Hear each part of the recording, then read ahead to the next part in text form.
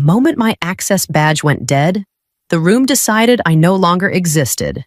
The glass atrium of the Whitmore Tower was a cathedral of manufactured success, packed with cameras and executives who had practiced their applause in front of mirrors. Julian Whitmore stood at the mahogany signing table, smiling like the future had already apologized to him for the wait. He didn't look at me when he reached for my quarterly report, the one that had taken me 6 months and 3 sleepless weeks to perfect. He tore it in half. Then again, letting the white scraps flutter to the floor like confetti no one had invited. "High-end help," Julian said, projecting his voice to the gallery. He didn't look at me. He looked at the cameras. Sometimes you have to clear the clutter to see the view. The word help landed like a slap. Behind him, a hand signaled. The security team moved with practiced efficiency. Above us, the massive digital screens flickered, the corporate blue bleeding into a harsh, pulsing crimson. "Access denied." The words echoed against the glass. "A digital execution." I didn't flinch. I am Calla Whitmore. I am 42 years old. I repeated these facts as an anchor while the lead guard's fingers clamped around my bicep. Julian glanced at his Patek Philippe, impatient for the room to be cleansed of my presence. He wanted me gone before the press noticed the foundation was leaving the building. I checked my own watch. 9 a.m., exactly on schedule. The guard tugged, but I didn't stumble. I leaned toward Julian, close enough to smell his expensive cologne and the faint scent of desperation he hadn't realized he was wearing yet. "You just locked the only door that could have saved you." "Julian," I whispered. His smile didn't fail, but his eyes did. A flicker of uncertainty gone in a second. They marched me toward the exit. The badge reader chirped a sharp, electronic rejection as we passed. I had built the systems they were celebrating. I had authored the safeguards they ignored. As the cold Pittsburgh air hit my face, I didn't feel like a victim. I felt like a fuse that had just been lit. They handed me a cardboard box that was already creased, as if it had been waiting in a dark corner for my specific failure. I packed with surgical precision. When you've spent 20 years building an empire, you don't give the onlookers the satisfaction of a frantic exit. I took the chipped mug, the dead succulent, and the notebooks filled with code they'd never decipher. A shadow fell across my desk. It was Marcus, Julian's newest lapdog. He didn't look at me. He looked at my monitor, where my name had already been scrubbed. In its place, in a sterile, bold font, was Julian Whitmore, Chief Strategist? "The drive is missing," Marcus muttered, his eyes darting to my drawer. "He already stole it," I replied, my voice as level as a horizon. "Tell him I hope he enjoys the contents." Across the floor, Julian's laugh cut through the office, a sharp, jagged sound. He was surrounded by directors. Grandstanding in front of the master dashboard I'd designed, he was explaining his new streamlined workflow, his hands moving like a conductor's. The directors nodded, eager to worship the new sun. They saw green lights. They saw stability. I saw a delicate ecosystem of timed authorizations and recalibrated thresholds. Julian thought he'd stolen a masterpiece. In reality, he'd hijacked a high-speed train and fired the engineer while the tracks were still being laid. My phone buzzed. A private message from a ghost in compliance. "They've flagged your credentials as restricted, not terminated. They're scared. Calla." I didn't reply. I just watched the dashboard. A single pixel flickered a micro-stutter in the data flow that only its creator would recognize. The first tremor of a coming earthquake. "We've removed the unnecessary friction." Julian's voice boomed, referring to the safety checks I'd spent a decade perfecting. I lifted my box. It was surprisingly light. As I walked toward the elevator, the green lights reflected in the glass seemed paler, flickering against a darkness they weren't prepared to handle. The announcement hit my phone before my coffee could even cool. Julian's face dominated the live stream, his jaw set in that specific brand of unearned confidence. The headline scrolled beneath him in aggressive gold. "A new era Whitmore Corp announces historic merger." I sat in the corner of a dimly lit bistro across from the tower, watching the reflected sunlight hit the boardroom windows. Inside, I knew they were sipping vintage champagne. Julian was at the podium, his voice booming through the feed about synergy and unprecedented velocity. He was talking about the Vane Group. I didn't need to download the prospectus. I knew Vane better than Julian knew his own reflection. 2 years ago, as a corporate cleaner for a silent private equity firm, I had been the one to sign the seizure orders that froze Vane's offshore accounts. I had personally locked their metaphorical doors because they were a hollow shell built on predatory debt and falsified invoices. Julian hadn't just bypassed my review. He had sprinted away from it. He'd traded the company's stability for a partner that was effectively a financial corpse, hoping the smell wouldn't reach the shareholders until his bonus cleared. I scrolled through the leaked term sheets on my tablet. It was a disaster. No audits. No force majeure protections. Julian had stripped away every safeguard I'd spent a decade installing. Viewing my caution as friction, he'd tied his family's legacy to a sinking anchor and was currently throwing a party on the deck. Suddenly, my phone vibrated, not a notification, but a call from an encrypted number. The liquidity trigger is active. A distorted voice said without a greeting, "He signed the master agreement 10 minutes ago. He just gave us the keys to the house." Kala. I looked back at the tower. The applause from the live stream was deafening, but all I could hear was the sound of a trap snapping shut. "Good," I said, standing up and leaving my untouched coffee behind. Let's see how long he can tread water. The conference call didn't come from a desk phone. It came from an unlisted server. That was the first red flag. The second was the silence that lingered before anyone dared to breathe. "Kala," the HR director began, her voice a forced silk. "We're looking at a procedural hiccup, a $50 million discrepancy in the Vane merger. It seems your final sign-off was never logged." Julian didn't wait for her to finish. His voice cut in, sharp and frantic, vibrating with a kind of ego that was starting to crack. "It's a paperwork error. Kala, we need you to log into the portal and backdate the compliance memo. 10 minutes of your time, and we can discuss a very generous severance. Or we can discuss why the SEC is looking for a fall guy." I leaned back in my chair, the dim light of my apartment reflecting off my laptop screen. I wasn't just listening. I was watching the metadata. They were calling from a burner line. "You don't need a signature, Julian," I said, my voice dropping into a register of icy calm. "You need a sacrificial lamb. You realized 40 minutes too late that Vane's debt is tied to a predatory lending loop, a loop I put in place years ago."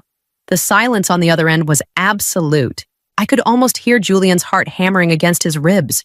"Listen to me, you arrogant bitch," Julian hissed, dropping the facade. "I am a Whitmore. My name is on the building. Yours is on a cardboard box in a dumpster. Sign the memo, or I'll make sure you never handle a penny of private equity again. I'll bury you in litigation until you're 90. I didn't flinch. I just pressed save on the recording. "Threats are the last refuge of a man who has already lost," I told him. "I'll see you at the emergency board meeting tomorrow morning. I'll even bring my own pen." I hung up before he could scream. My phone buzzed immediately with a mandatory summons. I didn't need to read it. The trap was set, but Julian was the one walking into it. The boardroom was a vacuum. Phones were stacked like dead weights. Laptops were shuttered. It was the kind of silence that didn't signify peace, but a collective agreement to look the other way. I took the seat at the foot of the table, the exile's chair. Julian was absent, likely hiding in a glass office, but his father, Arthur Whitmore, sat at the head. He didn't look like a man facing a crisis. He looked like a man who owned the concept of truth. "The minority shareholders requested your testimony," Arthur said, the word testimony tasting like ash in his mouth. I didn't waste time on pleasantries. I slid my tablet into the center of the mahogany table. On the screen, a forensic map bloomed, a digital web of wire transfers routed through Vane's shell companies and looping back into Julian's private equity accounts. It wasn't just a procedural hiccup. It was a $50 million heist. "This is interpretation," a director snapped, his face flushing. "In a merger of this scale, integration costs are fluid. It's not fluid when the destination is a Cayman Island account registered to your CEO's son, I countered. I looked at each of them. Their eyes didn't show shock. They showed calculation. They weren't afraid of the crime. They were afraid of the sunlight. Arthur finally looked at me. His gaze was ancient and cold. We will handle this internally. Calla, your services are no longer required. For the sake of your career, I suggest you forget the geography of these accounts. It was a dismissal and a threat wrapped in a father's protection. As security stepped forward, the same two men from Chapter 1, I stood up slowly. I didn't fight. I didn't plead. I leaned over the table, my voice a low, lethal hum. Check the lease for this building. Arthur, specifically. Clause 14.4. You'll find that when the tenant is under federal investigation for fraud, the ownership reverts to the primary creditor. I felt the air leave the room. I'm not the help anymore, I whispered. I'm the landlord. I walked out before the first protest could form. My phone buzzed in my pocket. Clause 14.4 triggered. The locks change at midnight. The silence in the hallway was thick. The kind that follows a grenade blast before the ears start to ring. Behind me, the boardroom doors remained sealed, but I could feel the frantic energy through the wood. Julian's father would be reaching for a phone. The lawyers would be scrambling for a binder that hadn't been opened in a decade. I didn't wait for the elevator. I walked toward the emergency stairs, my heels clicking a steady, rhythmic countdown on the marble. My phone vibrated. No caller ID. Calla, Arthur Whitmore's voice was a low growl, stripped of its previous boardroom polish. What did you do to the lease? I didn't do anything to it. Arthur, I said, pushing open the heavy stairwell door. I simply bought the debt that holds it. You spent so much time looking at the horizon of the Vane merger that you forgot to look at the ground beneath your feet. This is a headquarters, not a pawn shop. You can't just buy a skyscraper, he hissed. In Pittsburgh, you can. If the holding company is delinquent on its tax credits and the primary creditor is a trust I've managed for years. Clause 14.4. In the event of a material misrepresentation of assets by the tenant, the lease is voidable at the discretion of the owner. I paused on the landing. I'm exercising that discretion. As of 9:00 a.m., Whitmore Corp is trespassing.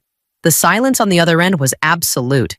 He wasn't just losing money now, he was losing the very walls that defined his name. What do you want? He finally asked, his voice sounding old frail. I want the truth about the 50 million, Arthur, and I want Julian to be the one to hand me the keys. I hung up. Outside, the Pittsburgh fog was lifting, revealing the steel skeleton of the city. For the first time in years, the view didn't look like a challenge. It looked like a map. The call came while I was sitting in my car, the engine idling in a dark corner of the parking structure. I wasn't just Calla Whitmore, the fired analyst. I was Calla Whitmore, the managing director of Aegis Capital. Aegis, Arthur's voice cracked over the speaker. You're telling me my primary creditor has been sitting in my cubicles for 5 years? That's corporate espionage. It's called distressed asset monitoring. Arthur, I replied, watching the security guards through my rearview mirror. Aegis doesn't just lend money to legacies. We ensure those legacies don't burn our capital. I wasn't an employee. I was a structural integrity test. And your son just failed it. I opened a file on my dashboard. It was a map of Whitmore Corp's debt, a tangled web of rolling notes and waived covenants that I had personally managed from the shadows. You waived the ethical indemnity clause when you pushed the Vane merger, I continued, my voice clinical. The moment Julian asked me to backdate that memo, he triggered a bad actor provision under the swap agreement. Aegis now has the right to convert all outstanding debt into voting equity, effectively immediately. You can't do this. Julian's voice suddenly screamed into the line. He sounded small, like a child realized the floor was actually lava. I'll sue you into the dirt. With what money? Julian, the 50 million you moved to the Caymans that's been frozen by a Mariva injunction as of 3 minutes ago. The silence that followed was the heaviest yet. It was the sound of an empire realizing it was actually a house of cards, and the wind had just started to blow. I'm not coming back to save you, I said, like putting the car in gear. I'm coming back to foreclose. I drove toward the exit, for the first time. The gate didn't just open, it felt like a salute. The board meeting stalled on a frozen slide. Julian was mid-sentence, his hands spread wide as if he were blessing the room with his presence. When his tablet went black, he tapped the glass once, then harder, on the wall behind him. The high-definition projector flickered, his growth projections vanishing in their place. A single line of red text burned into the screen, credentials revoked, access suspended. Someone let out a nervous laugh that died instantly. A phone buzzed at the far end of the table. Then another. It was a digital wave. A chorus of haptic vibrations signaling the arrival of the ethics violation notice I had triggered from the lobby. I walked in just as the general counsel stood up, her face draining of color as she read the legal headers from Aegis Capital. Julian spun toward the head of the table. Dad! What is this tell it to fix the server? Arthur Whitmore didn't look at his son. He was staring at his own screen, his lips moving silently as he calculated the math of his own destruction. I didn't rush to my seat. I stood at the threshold, watching the chaos. The microphones on the table cut out with a sharp pop. The smart glass windows of the boardroom tinted to opaque black, sealing the room. I stepped forward and placed a matte black Aegis access card on the mahogany surface. It didn't slide. It landed with a heavy, final thud. The server isn't broken.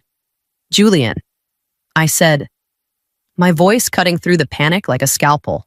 It's performing exactly as I programmed it to, under the bad actor provision of your debt covenant. Your voting rights were transferred to me 60 seconds ago. Julian pushed back his chair, the screech of metal on marble loud enough to make the directors flinch. You can't do this. This is my name. This is my building. It was your building, I corrected him, checking my watch. As of now, you're just a guest who has overstayed his welcome. And the locks have already changed. Julian broke first. He lunged to his feet so violently his chair clattered against the marble floor. His palms slammed the mahogany table, rattling the crystal water glasses. His voice was raw, a jagged edge of family legacy and unearned ego. He screamed about his father's bloodline, about the help for getting their place, about the decades his name had been etched in Pittsburgh steel. The words were a frantic attempt to scream reality back into the shape he wanted. No one moved to defend him. The directors sat like statues, their eyes fixed on anything but him. Arthur tried to intervene, his voice a low, desperate vibration. Calla, think of the market. Think of the optics. We can settle this in a private room. He was still bargaining. He still thought this was a negotiation. There is no private room. Arthur, I said. I didn't raise my voice. I didn't have to. The silence in the room was mine now. You're not the owners anymore. You're just caretakers who forgot to pay the rent and stole from the till. I looked directly at Julian. His face was a mask of pale, sweating fury. You called me the help on Monday, I said, my voice echoing in the opaque glass chamber. Today, I'm the one letting you go. Termination for cause, embezzlement, fraud, and breach of fiduciary duty. I tapped the confirm icon on my tablet. A dual notification chimed on every screen in the room. The official SEC filing was live. Julian's digital identity was scrubbed from the building's infrastructure in real time. Security, I called out. The side doors opened, not the main entrance where the cameras waited, but the service exit, the one used for trash and deliveries. 2 guards stepped in. They didn't look at Julian with the fear they had yesterday. They looked at him like an obstacle. Julian looked around for an ally, a friend, a legacy. He found only the service door. It's over, Julian, I said as the guards took his arms. Don't forget your box on the way out. The door clicked shut behind them. A soft, muffled sound. The sound of a name becoming a footnote. The silence that followed was absolute, a vacuum where the Whitmore ego used to be. No one moved. A director reached for a glass of water, his hand trembling, then pulled back as if the act of drinking required a vote. I didn't sit in the head chair. I stood at the window, watching the Pittsburgh fog finally burn off the river. The general counsel slid a thick binder toward me. The title was embossed in gold interim chief executive. I didn't even open it. I'm not taking the seat, I said. My voice was a calm vibration in the still air. Kala, the markets need a face. The board is willing to offer. The markets need a foundation, not a face. I interrupted. I pulled a pre-drafted document from my folder, a term sheet for a structured sale to a legacy-focused private equity firm. Here are the terms of the acquisition. It includes a 5-year employment guarantee for all staff below the executive level. The Whitmore name is removed. The debt is settled. The poison is out. I initialed the final page. I took what was owed to Aegis Capital to the penny. Not a cent more for vengeance, not a cent less for mercy.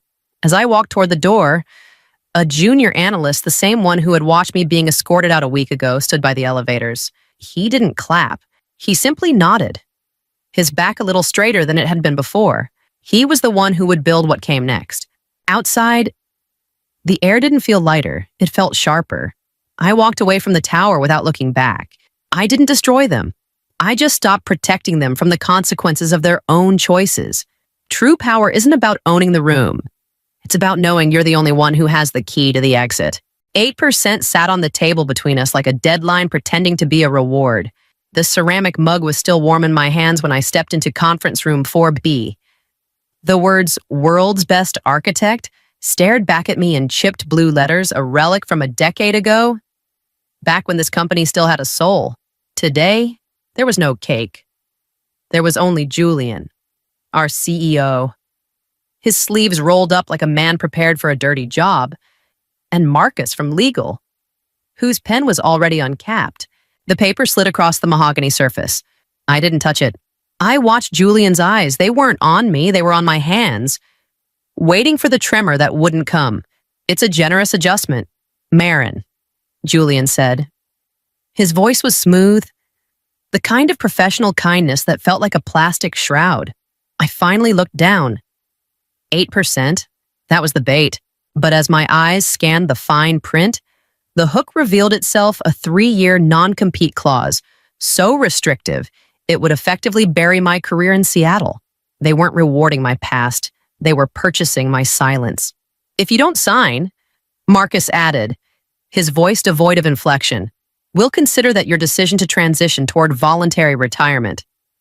Today, the room felt suddenly pressurized. At 48, I knew how to read a system failure before the alarms even triggered. I looked at the wall-mounted camera. The red tally light was dark. No recording, no witnesses. This wasn't a meeting. It was an ambush in a dead zone. I thought of the mug, the weight of 10 years of loyalty, and the thousands of lines of code I'd written to keep this ship afloat. My fingers tightened around the handle until the ceramic bit into my palm. They hadn't just decided I was expensive, they had decided I was a threat that needed to be neutralized. "You've been with us a long time," Julian said, his tone shifting to a practiced softness. "Don't make this harder than it needs to be." I set the mug down. The clink echoed in the hollow silence of the room. I didn't reach for the pen. Instead, I stood up, feeling a cold, crystalline clarity settle over me. If they wanted me gone, they had already cut the wires. But they forgot one thing. I was the one who designed the grid. "I'll think about it," I said, my voice steady. Julian's face hardened. "The offer expires when you walk out that door." "Marin." I didn't answer. I walked out, leaving the paper and the 8% behind. My system access would be gone in minutes, but as I stepped into the hallway, I realized that for the first time in years, I wasn't just an architect. I was a ghost in the machine. My badge still opened the glass doors, but the building had already begun to exhale me. I sat at my desk and opened the terminal. The dashboard stalled, refreshing with a sea of grayed-out tiles. Access denied. Read only where I used to build empires. It was a digital straitjacket. I could see the pulse of the company, but I could no longer touch it. Then, the Slack notifications began to chirp. I watched, paralyzed, as my own avatar lit up in the hashtag engineering-global channel. Marin Caldwell is typing. A message appeared. "Proceed with the V2.0 bypass. Skip the staging validation. We need the speed." My stomach dropped. I hadn't touched the keyboard. It was a deep fake of my professional identity. A trail of breadcrumbs being laid by someone else to ensure that when the system eventually shattered, my name would be on the wreckage. I watched the thumbs up emojis stack up. My colleagues weren't questioning the orders, they were just relieved the risk belonged to me. I slammed the laptop shut. I wouldn't fight them in a space they now controlled. I pulled out a physical notebook, ink on paper, the only medium they couldn't hack. I began to map the architecture from memory, tracing the data flows I'd designed 5 years ago. My pen hovered over the vertex module. During the 19 refactor, under impossible deadlines, I'd left a seam, an undocumented logic gate. It wasn't a bug, but a blind spot. If the v2.0 push bypassed validation, it would hit that gate like a freight train. The system wouldn't just crash, it would loop indefinitely. Searching for a ghost. Marin, we're going to need your sign-off on the transition logs. A voice called out. It was Sarah, my protege. She stood in my doorway, her eyes darting to my hands, then to the closed laptop. She looked guilty, but she didn't look away. She was already wearing the promotion I hadn't even vacated yet. I folded the page from my notebook and slipped it into my pocket. The logs are already written. Sarah, I said, my voice eerily calm. Apparently, I've been very busy today. As she walked away, I realized they weren't just erasing my future. They were weaponizing my past. They wanted a villain, I would give them a masterclass in architecture instead. The live stream filled my screen a sea of tailored suits and champagne flutes. On the NASDAQ floor, Julian stood beneath a banner that read, V2.0, the future of data. The bell rang, a sharp metallic sound that felt like a nail being driven into the coffin of my career. My name was never mentioned. My decade of sweat was distilled into a single, sleek marketing slide. But as the technical diagrams flashed behind him, my blood turned to ice. I didn't see innovation, I saw a ghost. They hadn't built a new system.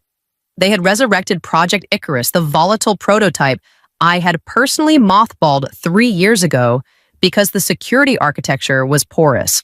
Julian was selling a house with no foundation and calling it Agile. A system alert pinged on my personal tablet, a residual link I'd forgotten to sever. It was a compliance diff. I watched in real time as my name was programmatically stripped from the lead architect field and replaced with system_generated. I wasn't just being erased, I was being replaced by an algorithm. Julian leaned into the microphone, his smile tight and predatory. We removed the friction. He told the investors, we cut the bloat. V2.0 is built for pure, unadulterated speed. Friction.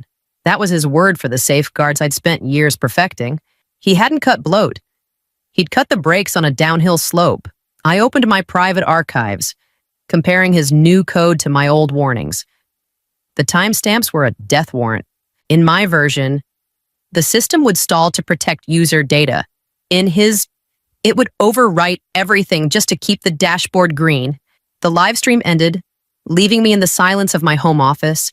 I picked up my pen and started a new list, not of what I had lost, but of what they had ignored. I didn't feel like a victim anymore. I felt like a witness to a crime that hadn't happened yet. Julian thought he was ringing a victory bell, but all I heard was the first chime of a countdown. Sarah didn't knock. She used her foot to hook the door shut and leaned against it. Her arms crossed in a defensive posture she hadn't yet mastered. She didn't ask how I was. Her eyes went straight to the notebook on my desk. You should stop writing things down. Marin, she said. It wasn't advice. It was a threat disguised as a tip. I slid my hand over the page, covering the logic gate I'd sketched. Is that what Julian told you to say? Her jaw tightened. I came to make sure you understood the math. This isn't about code anymore. It's about the IPO. She stepped into the light, and I saw the exhaustion behind her ambition. The board wanted a yes man. You kept giving them wait and no. I gave them safety. Sarah, safety is expensive. She snapped. And you were the one who made me the lead on the Icarus transition. You gave me the keys. I felt the air leave my lungs. I hadn't just mentored her. I had unknowingly trained my own executioner. You were in the room when we mothballed that project. You saw the data corruption logs.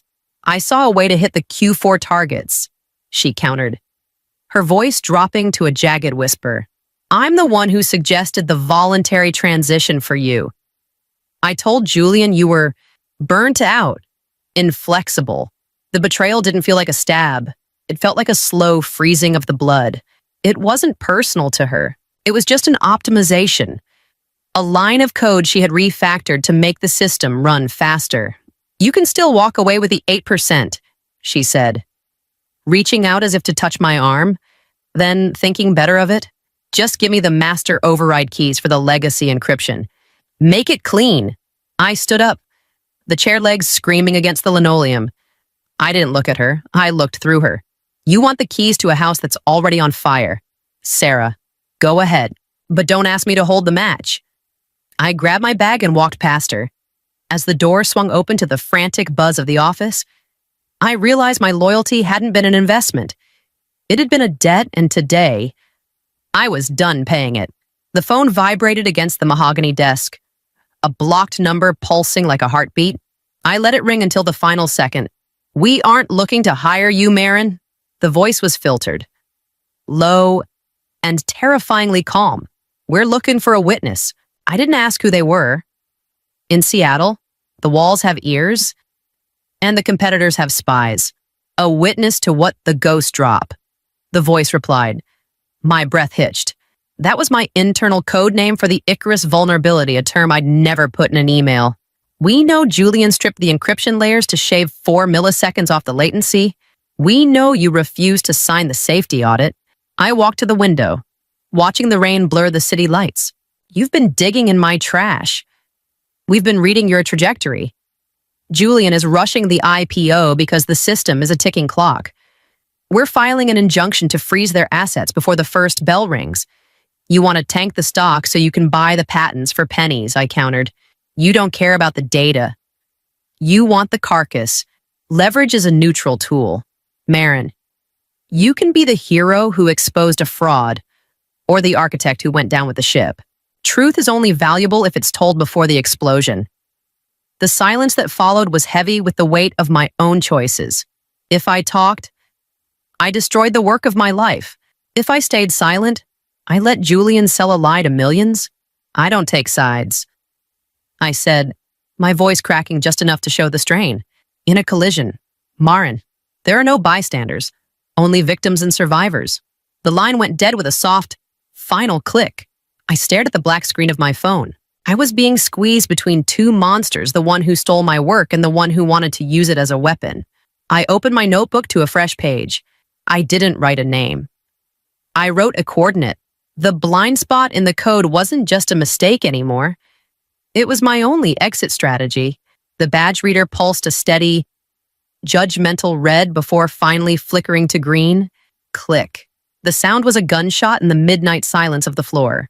I stepped into the shadows of the bullpen, the air smelling of stale coffee and ozone. I wasn't a guest anymore. I was a trespasser in my own cathedral. You're late, Marin. I froze. Evan was standing by the server racks, the blue light of the status LEDs carving deep lines into his face. He was my best engineer, the only one who still looked me in the eye. He didn't ask why I was there. He just checked the security monitor.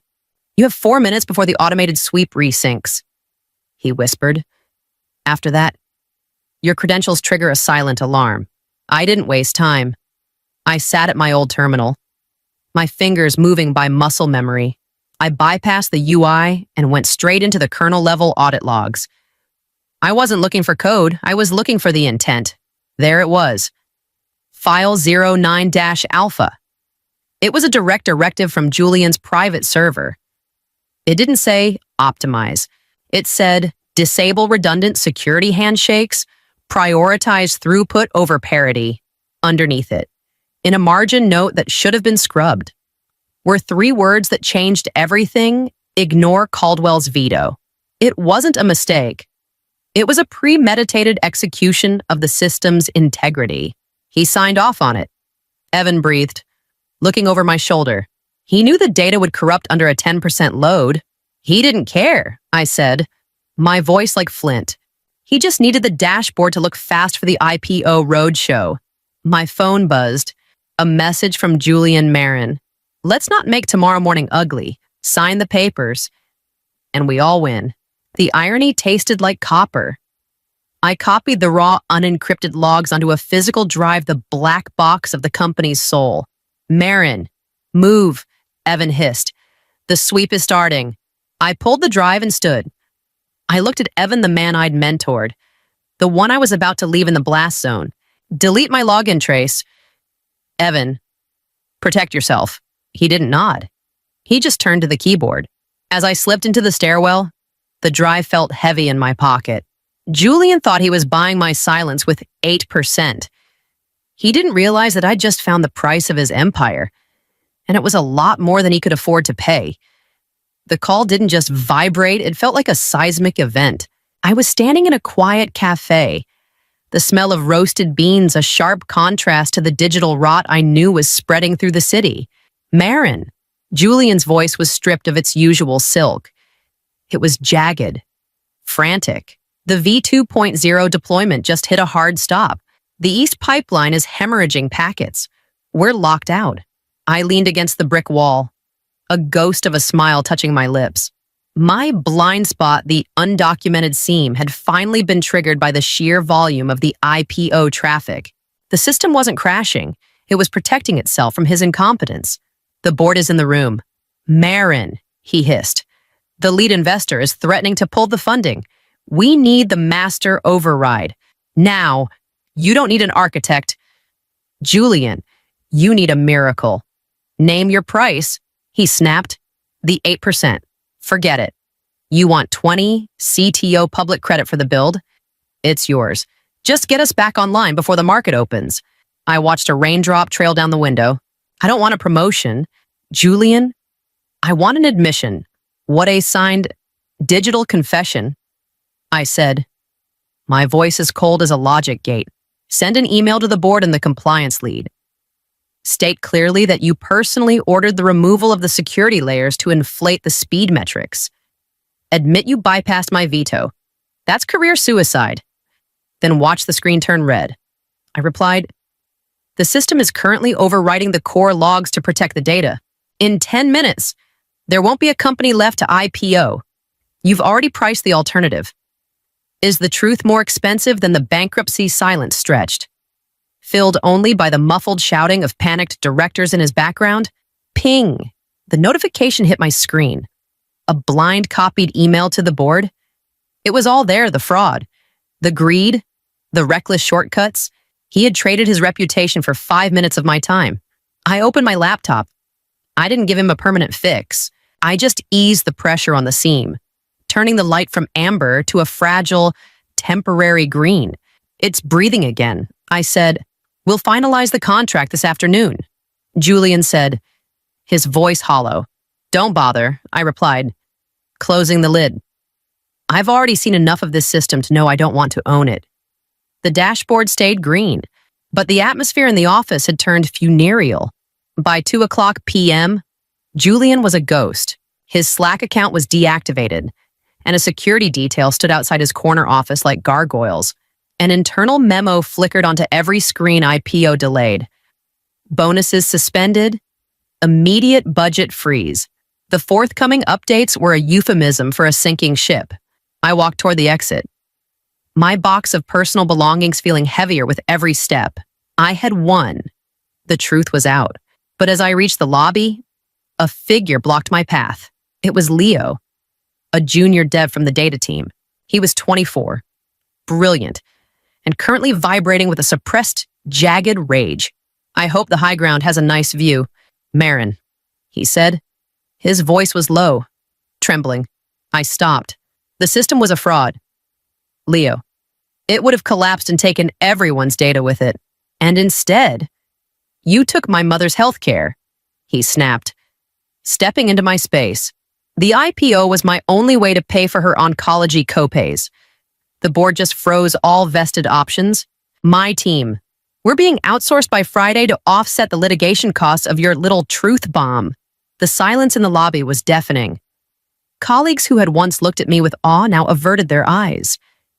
I had decapitated the monster, but the monster's body was falling on the people I'd spent a decade trying to protect. I didn't choose the fraud. Julian did. But you chose the explosion, he whispered. You could have fixed the blind spot quietly. You could have negotiated behind the scenes, but you wanted him to bleed. He looked at my world's best architect mug peeking out of my box. You're not a hero, Marin. You're just the only one who can afford to have a conscience. He walked away, leaving me standing in the center of the room I helped build. The elevator chimed a hollow, mocking sound. I realized then that justice isn't a clean line of code. It's a messy, destructive force that doesn't distinguish between the guilty and the hungry. I stepped into the rain, the world's best title feeling like a lead weight in my arms. I was right. I was vindicated, and I was utterly alone. The competitor's offer arrived in an encrypted file that smelled of vultures and opportunism. Testify in the injunction, the email read. We'll grant you a sign-on bonus that triples your 8%. Help us bury Julian, and we'll give you a corner office in the aftermath. I didn't reply. I deleted the file. I was done being a weapon in other men's wars. 48 hours later, a different invitation arrived. It wasn't from a rival company, but from a group of institutional investors, the ones who had lost the most in the IPO delay. They didn't meet me in a boardroom. They met me in a quiet, sterile library. We don't want your code, Myron, the lead trustee said, his voice weary. We realized that while we were looking for the fastest engine, we fired the only person who knew how to use the brakes. I leaned back, my hand steady. You want me to fix Julian's mess? No. We want you to audit the entire portfolio. We want someone whose no is final. We want a reputation we can't buy, but can finally trust. It was the realization I'd been running from. My value was never the thousands of lines of code I'd written. It was my refusal to lie about them. At 48, I wasn't an outdated architect. I was an insurance policy against corporate greed. I won't take a salary. I said, I'll take a retainer that allows me to walk the moment I'm ignored. I don't report to the CEO, I report to the audit committee. And if I find a blind spot, the project stops. No exceptions. They looked at each other. The air in the room grew heavy with the cost of that transparency. To them, I was a massive, expensive bottleneck. That will slow down our market entry by months. A woman in a gray suit noted. Exactly, I replied. Speed is what got you, Julian. Integrity is what gets you a company that's still standing in 10 years. One by one. They nodded. For the first time in my life, I wasn't being asked to fit into a system. I was being asked to define it. I wasn't just Marin Caldwell, the architect. I was the one who held the scale. The new office didn't have a view of the NASDAQ ticker or the harbor. It was a simple brick and beam space in Pioneer Square. Quiet enough to hear the rain tapping against the glass. It didn't feel like a downgrade. It felt like a sanctuary. My laptop chimed. An email from an unverified sender sat at the top of my inbox. I opened it. You won the moment you refused to sign. Didn't you? It was from Sarah. No apologies for the betrayal. No excuses for the IPO math.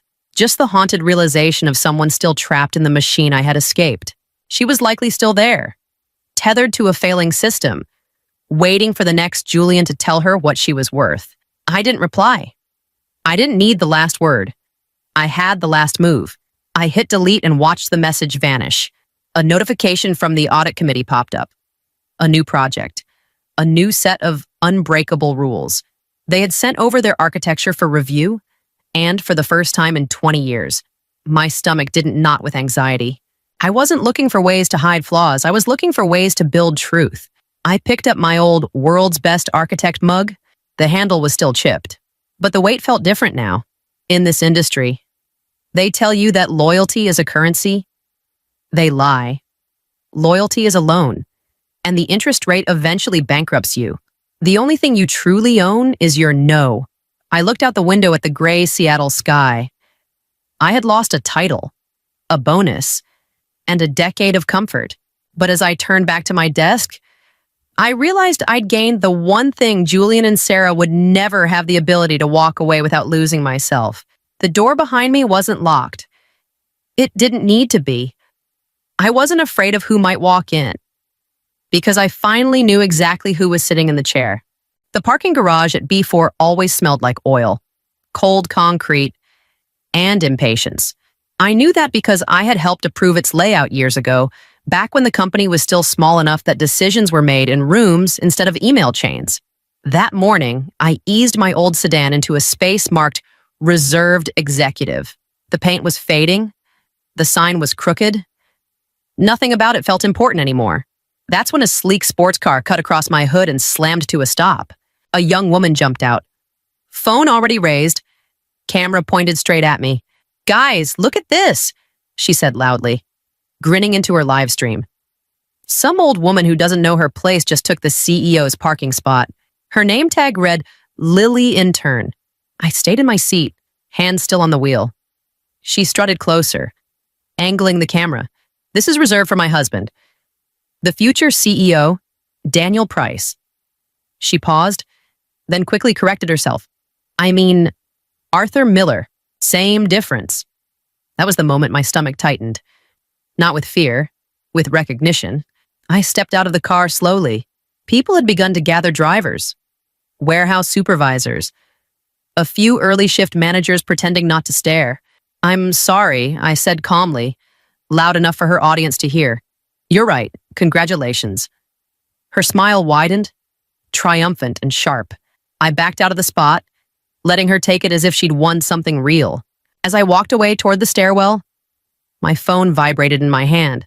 Why did I apologize instead of reacting the way everyone expected? And as usual, this story is a work of fiction, created by our editorial team for storytelling purposes. All characters, events, and organizations are fictional. Any resemblance is purely coincidental. Thank you, and let's continue. The stairwell smelled worse than the garage. Diesel, old paint. Time, I took each step slowly, listening to the echo of my shoes, replaying the name she had said wrong before correcting herself. Daniel Price, not the CEO, not even close. At the top landing, I stopped and looked back down through the concrete opening. Lily was still live streaming, laughing, basking in attention. She thought she'd won a parking spot. She had no idea what she'd just parked herself on. Lily took the spot like a trophy. She angled her car perfectly between the lines, stepped back, and gave her live stream a slow, deliberate pan as if the concrete itself were proof of her status. The comments were flying. Hearts. Laughing emojis. Someone shouted encouragement from behind a phone screen she couldn't see. I didn't look back. The stairwell door closed behind me with a dull, metallic thud, sealing off the noise. Inside, the air was thick with diesel fumes and something older oil baked into concrete over decades of trucks coming and going. This building had never been meant to impress. It was meant to move things, quietly, efficiently, without spectacle. I took the stairs up instead of the elevator. Habit, also avoidance. By the second landing, footsteps echoed behind me. Miss U. Sloan. I turned. The security guard was old enough that his uniform hung on him like a memory. His name patch said, Frank. I remembered approving overtime for his team during a winter storm years ago. He remembered me clearly, but couldn't place why. Don't get involved, he said quietly. Not a warning. Advice. Daniel's running hiring now. He's got influence. Real influence. He'll fire anyone who gets in that girl's way. That girl, I repeated, gently. Frank nodded toward the garage below. She's been here 3 weeks, already acting like she owns the place. I thanked him and kept walking. Each step felt heavier than it should have. Not because of Lily, because of what Frank had said so easily. As if it were a known fact. As if fear had become part of the building's ventilation system. By the time I reached the main floor, my reflection in the glass door startled me. I looked like a visitor. Plain coat, sensible shoes, no badge swinging from my neck, a company I helped build. and I felt like a guest passing through. My phone buzzed. A missed call? Daniel Price? No voicemail. I slipped the phone back into my pocket without checking the time. Let him wonder. Outside, somewhere beneath my feet, Lily was still celebrating her win, still laughing, still certain she'd proven something important. I didn't interrupt her. Some victories only feel sweet because you don't yet understand the cost. What kind of person walks away when they clearly have something to say? Daniel Price finally called me back just as I reached my office. Not his office. Mine. Or what used to be mine.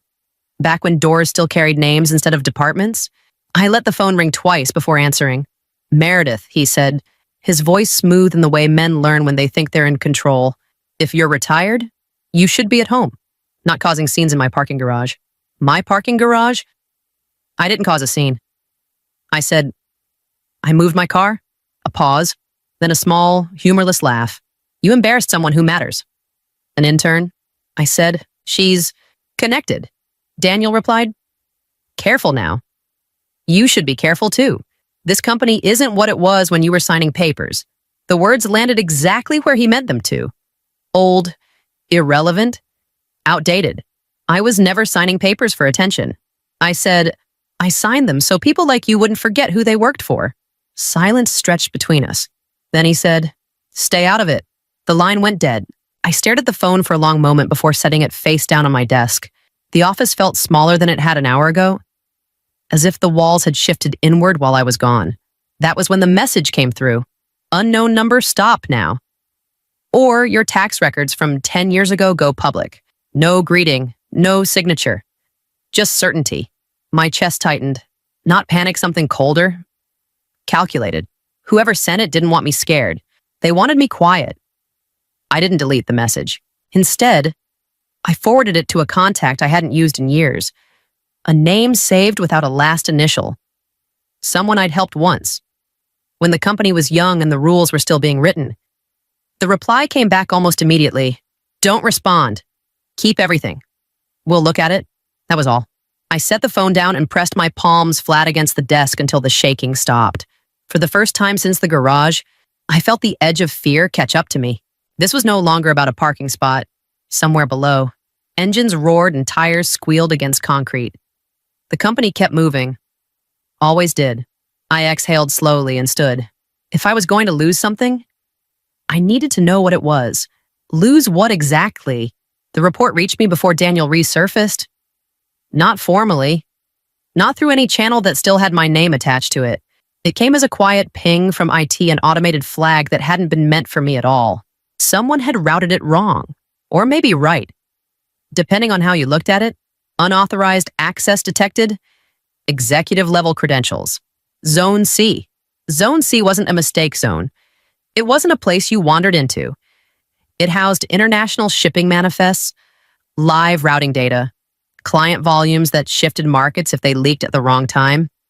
The access log listed the cardholder, Lily Carter, intern. I read the line twice.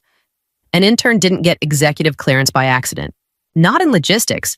Not in a company that had been audited into paranoia after its second expansion. Minutes later, another alert followed this one human. Not automated. She's posting again. Someone from IT messaged. Photos, screenshots. She doesn't know what she's holding. I didn't open the links. I didn't need to. If Lily was flashing international manifests online, she wasn't just showing off. She was being used, either as a distraction or as a courier too inexperienced to understand the weight of what she was carrying. I checked Daniel's access history. Empty. Too empty. No logins. No badge swipes. No activity since that morning. He had wiped himself clean. That was when it became obvious Daniel hadn't just lied about his title. He had borrowed authority the way some men borrowed suits long enough to look convincing. Never long enough to be held accountable. Lily was his proof of power. His shield. His excuse. The intern did it. She didn't understand. She acted alone. I closed the logs and leaned back, staring at the ceiling tiles above my desk. I had signed off on this system. I knew its weaknesses, and I knew exactly how much damage could be done before anyone outside this building noticed. Down in the garage, Lily had blocked a car and declared herself untouchable. Up here, someone had handed her keys she should never have held, and Daniel Price had disappeared the moment those keys started leaving fingerprints. If he was only the HR director, where had the power really come from? I found Lily in the lobby near the security desk. Sitting on the edge of a low concrete bench with her phone dark in her hands, she looked smaller without the live stream, younger. The confidence she'd worn in the garage had collapsed into something brittle and exposed.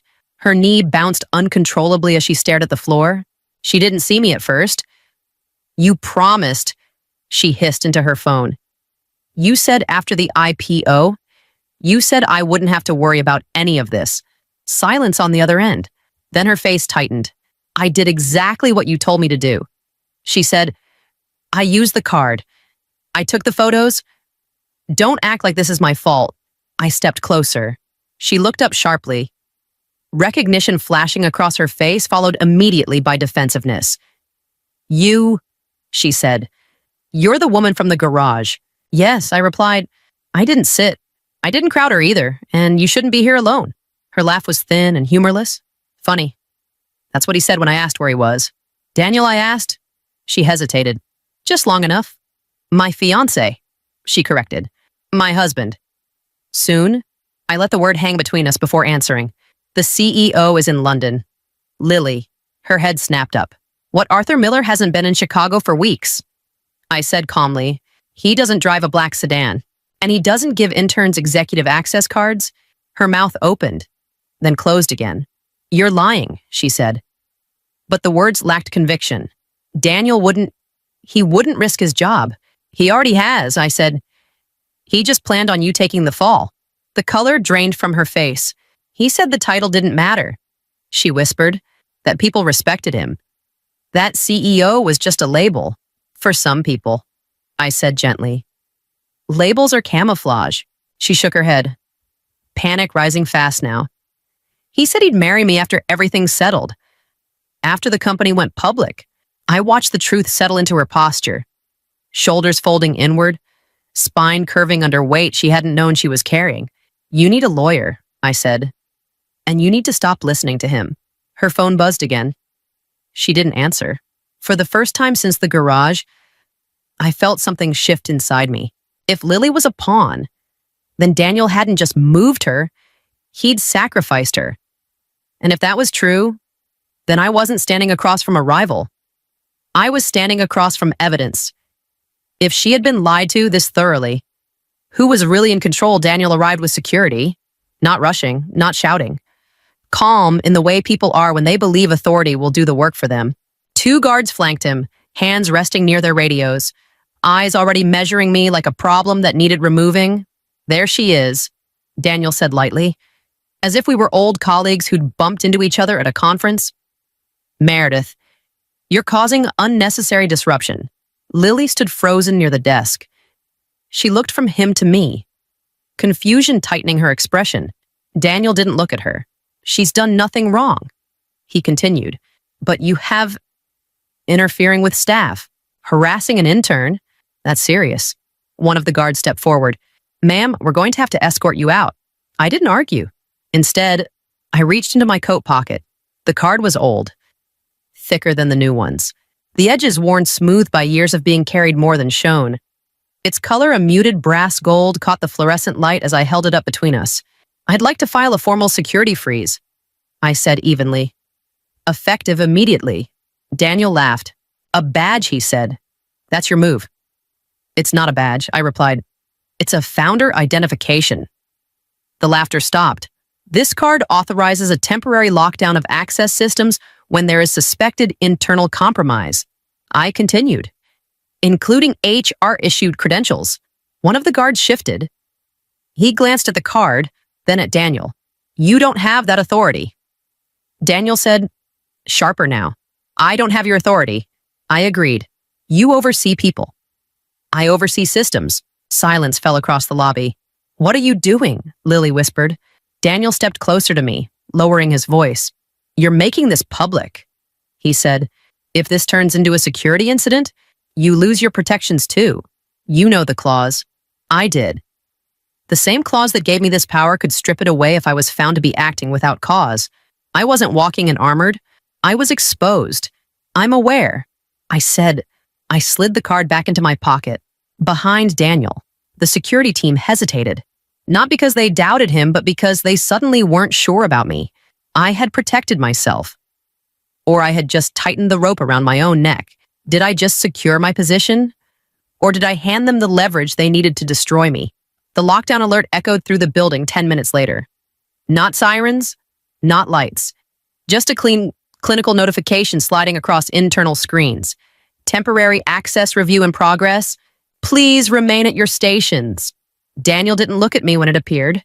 He looked past me toward the mezzanine offices where people like him usually found support. It came quickly. 2 senior managers arrived together. Their expressions already decided. Both had been promoted within the last 3 years. Both owed Daniel favors he never put in writing. This is irregular, one of them said. Not to me, but to the heir. Founder access is symbolic at this point.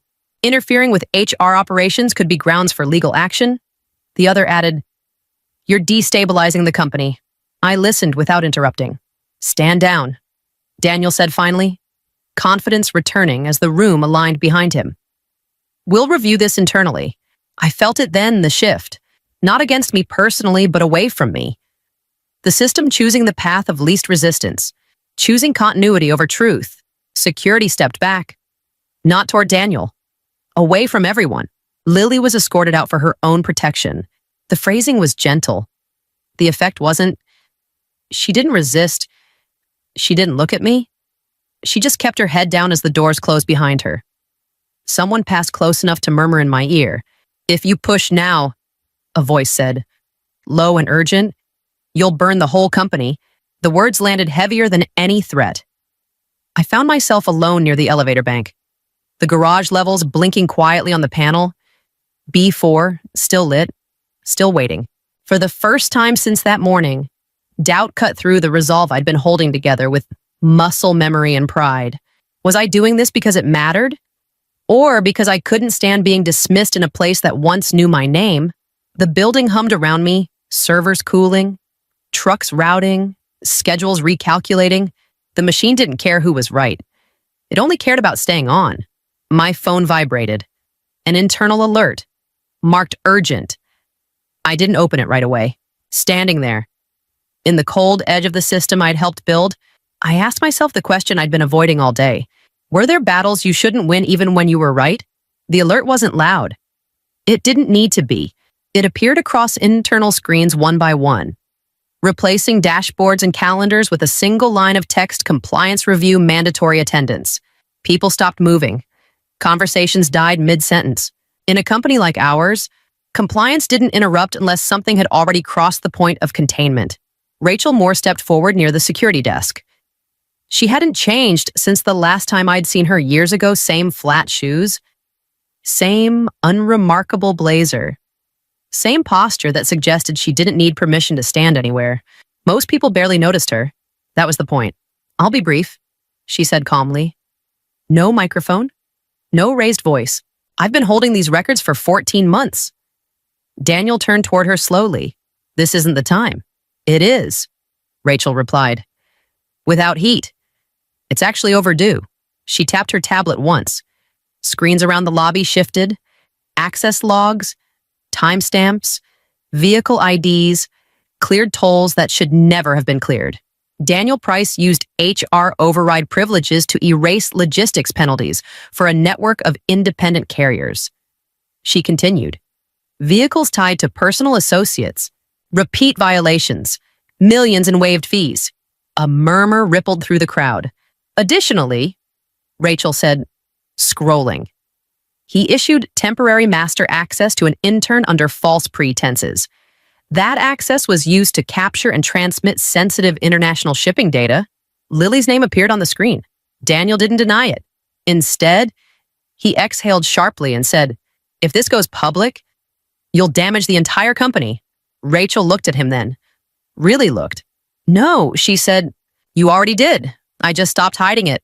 She glanced at me, not for approval, not for gratitude, just acknowledgement. I kept these logs because someone had to. She added, and because I remembered who protected compliance when it wasn't popular. That was all. Accounts began locking in real time. Daniel's badge failed when he tried to step back. His phone buzzed. Once, then went dark. The system didn't argue. It didn't hesitate. It simply did what it had been designed to do once someone finally told it the truth. And as Daniel stood there, stripped of borrowed authority, one thought settled cold and clear in my mind. How long had this been rotting before today? The video from B4 surfaced that night. Not all of it. Just enough. A clipped version of Lily's livestream, her voice sharp, the word old echoing louder than the concrete walls, me standing still, not reacting, not defending myself. The caption spread faster than the footage. Entitled Founder Humiliates Intern Over Parking Spot. By morning, my inbox was full. Some messages were furious. Some were smug. Most assumed they already knew the story. Then the second leak appeared. An audio recording.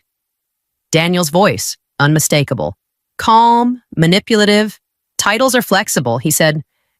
People respect confidence. I'll fix it after the IPO. No commentary, no explanation. Just the truth. Released in pieces. The narrative shifted slowly, painfully, but decisively. The word intern began to disappear from headlines, replaced by misuse of authority, security breach, logistics fraud. Daniel went silent. No statements, no denials. His name vanished from internal threads, then from calendars. Meetings were reassigned without comment. I didn't speak to the press. Instead, I assembled files, screenshots, access logs, the message that had tried to scare me into silence. By evening, the package was ready. I sent it to law enforcement, not for revenge, for record. Truth didn't need me to defend it anymore. It just needed time. Would it last long enough to matter? They arrested Daniel Price in B4. Same concrete, same lighting, same cold air that had carried Lily's laughter days earlier. He didn't resist when they cuffed him. He just looked smaller than I remembered. Not defeated, emptied. Like a man who had finally run out of borrowed space. Lily stood near the exit, holding a cardboard box with her name written in marker. No live stream, no audience. Her face looked older, sharper. I didn't know, she said quietly when I approached. I believe you, I replied. I handed her a business card. A lawyer's. Someone who specialized in protecting people who had been persuaded to break rules they didn't understand. This isn't for revenge, I said. It's for yourself. She nodded, eyes wet, and left without looking back. Weeks passed. Daniel's termination was immediate. His HR authority voided. Accounts sealed. Charges filed. No comeback. No redemption arc. His name faded from directories the way it never should have appeared in the first place. Compliance didn't celebrate. Rachel stayed in her role. No promotion, no praise, just uninterrupted sleep. One morning, I parked again in B4. The reserved executive sign had been replaced. Clean metal, no names. I shut off the engine and sat there for a moment. No cameras, no shouting, no audience, just silence. Returned to where it belonged. She thought she was blocking the car of a nobody. I didn't argue. I just let the truth block the road for all of them. If this story made you stop and think, hit like to support, subscribe for more stories like this, and leave a comment with your perspective. We read every one.